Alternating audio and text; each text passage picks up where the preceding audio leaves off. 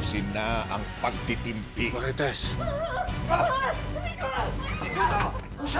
Bumalik kita sa mansyon!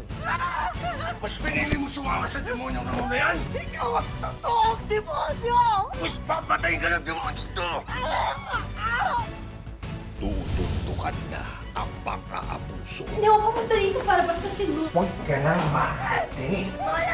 Babasagin na ang alyansa. Hindi ko nakuha yung pera at droga. Masyado malakas yung mga kalaban. Ang mga girero lamang ang pwedeng tumubol cross sa atin. Angkot si Mayor Roberto Guerrero sa nangyaring pagsalaki ng NADCOM sa Pasangkay Pier. Ako na lang ang nag-iisang gerero na walang mansya. Hindi kita piniling mayor dahil alam kong mahina ka! At yun ang ikababagsak nyo! Umanda ka na. Anong ginagawa ng mga girero dito?